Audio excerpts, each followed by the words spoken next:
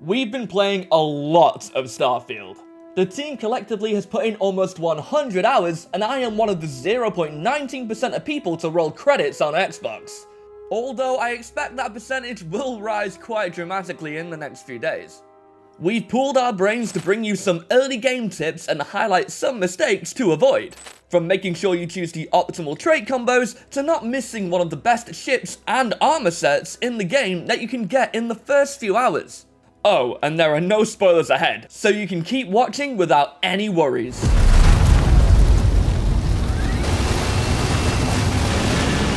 Let's start with the first real choice you get to make in the game, your perks and background. There's a surprising number of backgrounds, and much like in other RPGs, they can offer you a selection of new dialogue options. But more importantly, they start you out with a trio of perks. There's 3 in particular that will start you out with the best spot depending on one of the 3 common playstyles that you might go for. First up, the Bounty Hunter is all about flying. You start straight out with 2 ship perks, letting you use ship thrusters and target specific parts of enemy vessels. Then there's the boost pack training, so you can use one of the game's jetpacks more effectively as soon as you get one. The next option is Cyber Runner, and it's all about being sneaky. You start out with the ability to hack and lockpick advanced locks, the ability to pickpocket people, and a stealth meter that makes you harder to detect when sneaking. Finally, Diplomat puts you on your way to largely avoiding combat altogether. You start with Persuasion, adding a 10% chance to successfully persuade someone in the game's new persuasion system. Commerce gets you better buying and selling prices in stores, and Wellness starts you with an extra 10% health from the get-go. As for traits, they're all really good at giving you pros and cons. And there's some wacky ones, like the Kid Stuff trait that gives you Parents. There's 3 though that stick out as ones to use that have relatively small downsides with high boons in exploration and combat. First up is the Empath trait, which makes it so that every time you perform an action that your companion likes, your combat effectiveness is increased. The opposite is also true though, but from our experience you really have to try and make most companions dislike something that you do. Extrovert combines well with Empath.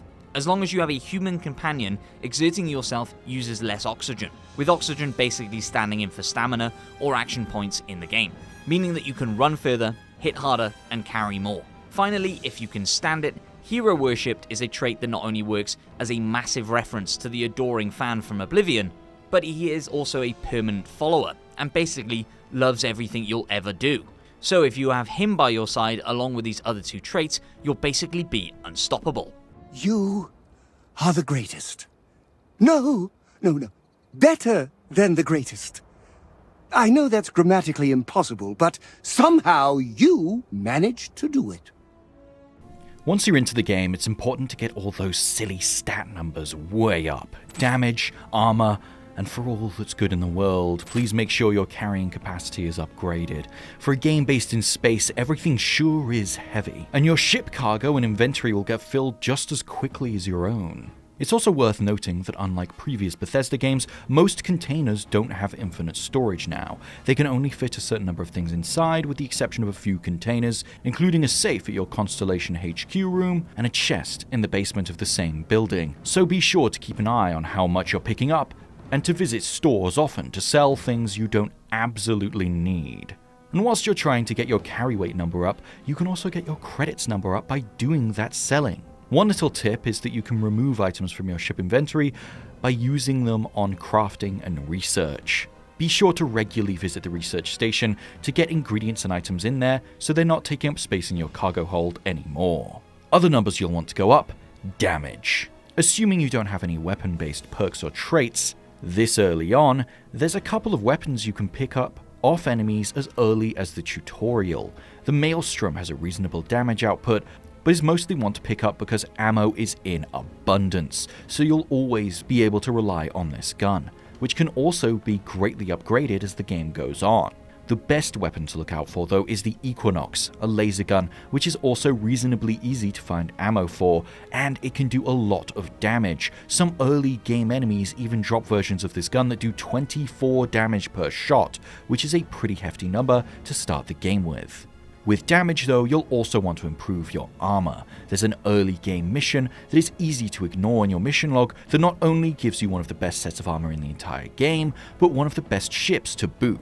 From basically any space or enemy in the game, you have the chance to find a file called Secret Outpost. Reading this will add the Mantis mission to your log, and it may look like you can't get to the mission objective from the early systems of the game, but if you grav jump a couple times to get closer to it, you can reach the right star system without ever needing to upgrade your ship. Once landed on your mission objective, you'll engage with hostiles, gun down the spaces looking for the same thing you are, and then head inside and take out even more spaces here.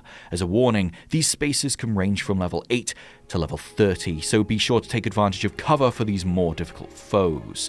Their corpses contain valuable loot in themselves, so be sure not to miss that. Then head past a hard-to-trust NPC called Livy. In the next chamber is a puzzle that requires you to cross a room without stepping on the wrong plates. Each plate has a letter, and if you've been listening to the audio logs throughout the base, you should be able to figure out the passcode. As a clue, it starts with a T. Once you've reached the Batcave-like lair of the Mantis, you can treat yourself to a cool and powerful armor set that comes with built-in invisibility, some decent weaponry, and even the Razorleaf, one of the best ships in the game, with its reputation giving you unique dialogue options against friendly and enemy ships. It also comes pre-installed with one of the best armory modules and some of the best engines you can find in the game. Damn it, you're the Mantis! It can't be. One thing you'll definitely want to do is get as much money as you can. The most effective ways to increase the money you can get are through skills and perks. Stealth and commerce allow you to take money from unsuspecting victims and get good prices from any loot you pilfer. Whereas the security skill allows you to hack and lockpick increasingly tough containers which normally hold more credits and rarer, more valuable loot. It's worth remembering where the big cities are, as each vendor has a limited amount of credits, and once they're depleted you'll have to go to another. Or you can wait 24 hours for a trader to get more money if you don't fancy planet hopping. There's a host of faction, bounty, and survey missions, and many of these are just quick tasks that can net you a couple of thousand credits. Speaking of, has anyone made a credit where credits due joke yet? If not, then, that, I guess, yeah, I'm gonna say that counts. Finally, there are some other side quests you can take on that have big rewards if you want to get some change in the bank before taking on the main story. If you get arrested on New Atlantis for stealing, smuggling contraband, or, I don't know, punching a small child who keeps telling you his birthday's on June 11th, you'll be funneled into the start of a mission that has you going undercover in the Crimson Fleet. This is a really interesting questline with some great, if ill-gotten, rewards. You can even decide to stay with the Crimson Fleet if you are a rotten person. And that's a comprehensive look at perks, traits, skills, stats, and items you should be sure to get early on in Starfield in order to be the strongest explorer in the settled systems straight out of the gate. If you want to know more about Starfield, check out our list of things Starfield doesn't tell you, and be sure to keep an eye on the FGS, TikTok, and other socials for daily content about the latest and greatest in gaming. Mwah! Big love from me, James, Josh, Matt, and everybody else at FGS.